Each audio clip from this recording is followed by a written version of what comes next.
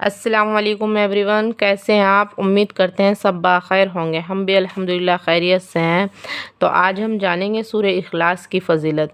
سورہ اخلاص ہمیں کب پڑھنی چاہیے؟ تو سورہ اخلاص یعنی قل هو اللہ احد کثرت سے پڑھا کریں، اس لیے کہ حدیث شریف میں آیا ہے کہ قل هو اللہ احد قرآن کا تہائی حصہ ہے۔ ایک اور روایت میں ہے کہ ثواب میں تہائی حصے کے برابر ہے۔ ایک حدیث میں ہے کہ سورہ اخلاص یعنی قل هو اللہ احد قرآن کا تہائی حصہ ہے۔ دوسری روایت میں ہے کہ ثواب میں تہائی حصے کے برابر ہے۔ ایک اور حدیث میں آیا ہے کہ رسول اللہ صلی اللہ علیہ وسلم نے اس صحابی رضی اللہ عنہ کے متعلق جو امام تھے، ایک صحابی جو امام تھے ان کے متعلق فرمایا ہے، جو امام تھے اور ہر نماز میں قل هو اللہ احد ضرور پڑھا کرتے تھے، اور جب ان سے اس کا سبب دریافت کیا تو انہوں نے بتایا مجھے اس سورت سے بے حد محبت ہے۔ فرمایا اس شخص کو خبر دے دو کہ بے شک اللہ تعالیٰ بھی اس شخص سے محبت کرتے ہیں۔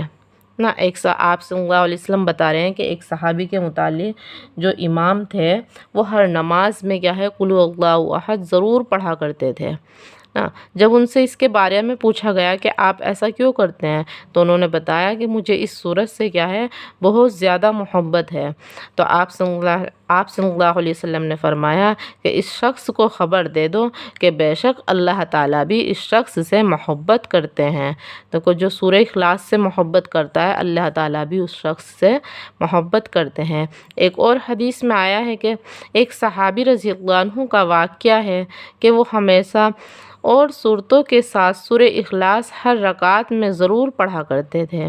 ایک صحابی کیا ہے ہمیشہ اور صورتوں کے ساتھ کیا ہے سورہ اخلاص بھی ہر رکعت میں ضرور پڑھا کرتے تھے۔ جب ان سے اس کا سبب دریافت کیا گیا تو انہوں نے کہا کہ مجھے اس سورت سے بے حد محبت ہے۔ تو اس پر رسول اللہ صلی اللہ علیہ وسلم نے فرمایا اس سورت کی محبت ہی تم کو جنت میں داخل کرے گی۔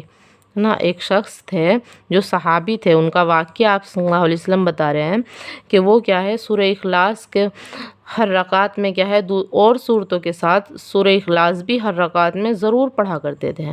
تو ان سے پوچھا گیا کہ آپ ایسا کیوں کرتے ہیں تو انہوں نے کہا کہ مجھے اس سورت سے کیا ہے بے حد محبت ہے۔ تو آپ صلی اللہ علیہ وسلم نے فرمایا کہ اس شخص کی محبت ہی اس کو کیا ہے جنت میں داخل کرے گی انشاءاللہ تعالیٰ۔ ایک اور حدیث میں آیا ہے کہ رسول اللہ صلی اللہ علیہ وسلم نے ایک شخص کو صدقی دل سے قل هو اللہ احد پڑھتے ہوئے سنا، یعنی سچے دل سے کیا ہے ان کو قل هو اللہ احد پڑھتے ہوئے سنا تو فرمایا اس شخص کے لیے جنت واجب ہو گئی۔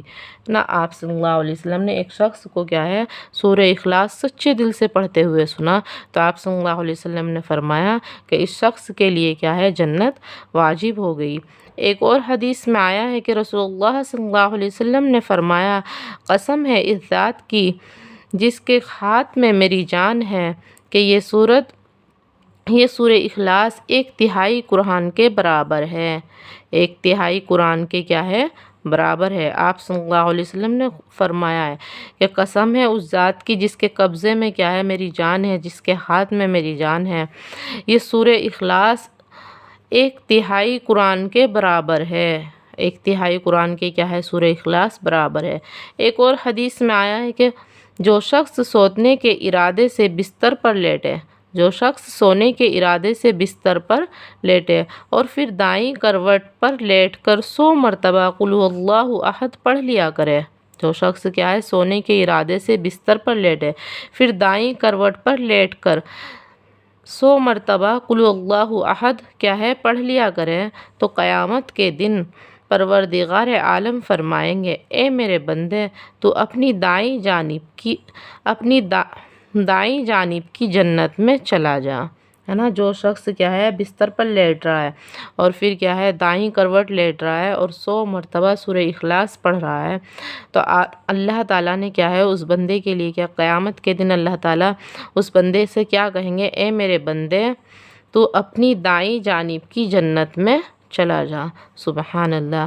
اللہ تعالیٰ ہمیں کیا ہے بستر پر لیٹ کر 100 مرتبہ قل هو اللہ احد پڑھنے کی توفیق عطا فرمائے، اور اس صورت پر جو آج ہم نے سیکھا ہے، سورہ اخلاص کی فضیلت جو آج ہم نے جانی ہے، اس پر عمل کرنے کی ہمیں توفیق عطا فرمائے، اور ہمیں بھی اس سورہ اخلاص سے محبت کرنے والا بنائے انشاءاللہ تعالی۔ اللہ تعالیٰ کہنے سننے سے زیادہ عمل کرنے کی توفیق عطا فرمائے، آمین ثم آمین۔